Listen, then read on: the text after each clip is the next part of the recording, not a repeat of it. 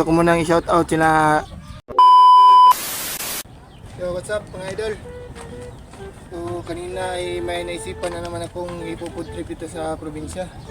So, matagal akong nag-crave sa isang seafood na gusto ko talagang i-food trip kaso medyo mahal. So, kanina pumunta ako ng palengke at saka nakabili ako nito.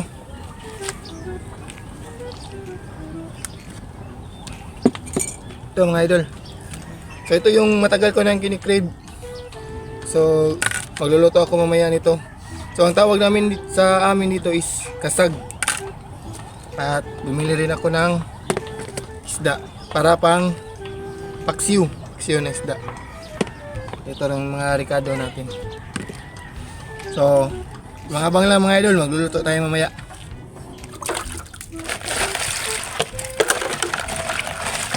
Gasa natin tapos pakukuluan natin mamaya.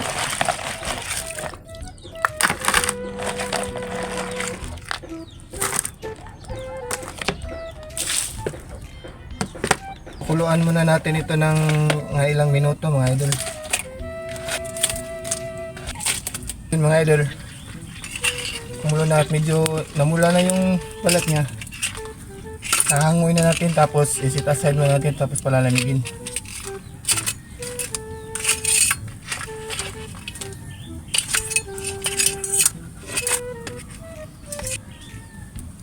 Tapos na nating palamigin mga idol. Tapos hahatiin naman natin to.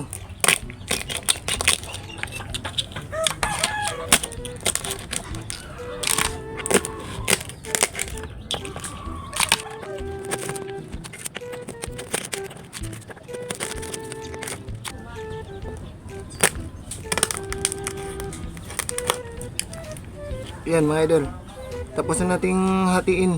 Tapos gigisa na natin to sa bawang mamaya. Magigisa na tayo ng bawang. Nalagyan na natin tong kasag.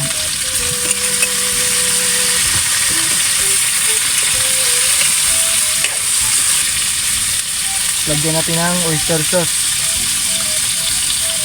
para lalong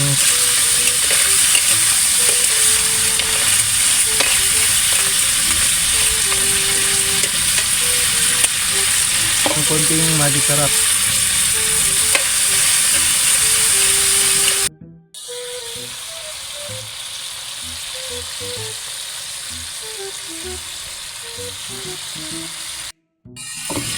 Ayan, luto na mga idol.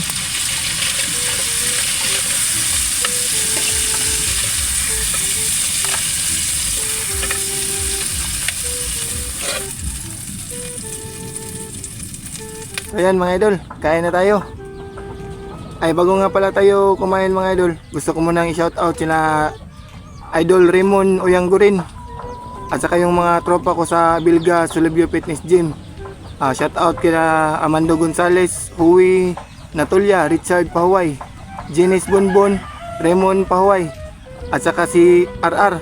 So shoutout sa inyong lahat mga idol. At sa mga bashers ko, shoutout din sa inyo. Maraming salamat po sa inyong panonood sa aking video. O, kain na tayo mga idol.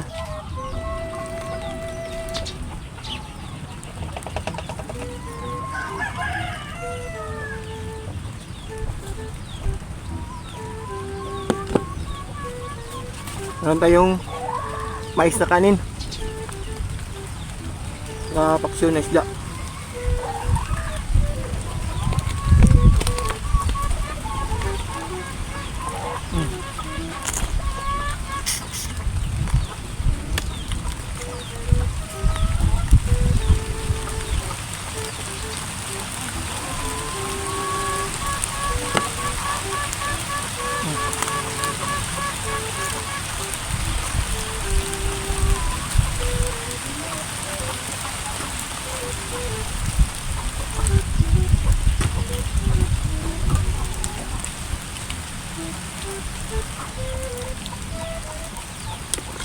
Itong kasag mga idol, isa to sa mga paborito ko.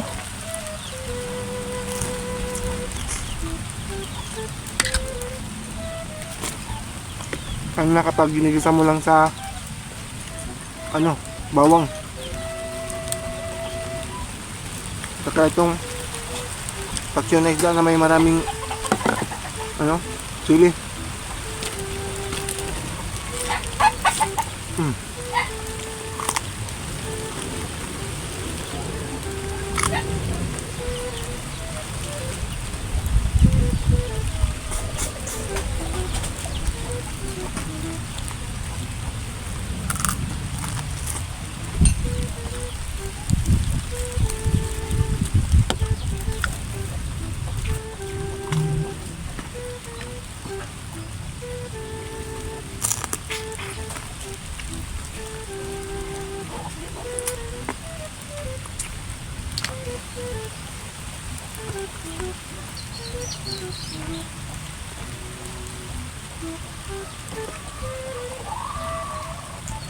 Ito yung aligin niya mga idol.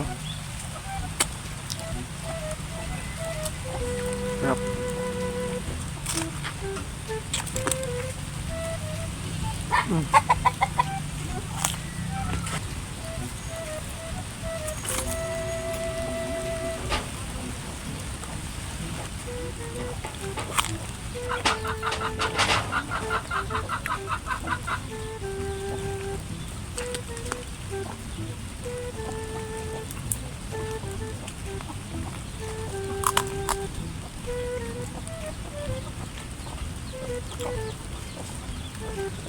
Ubus ng kanin mga idol.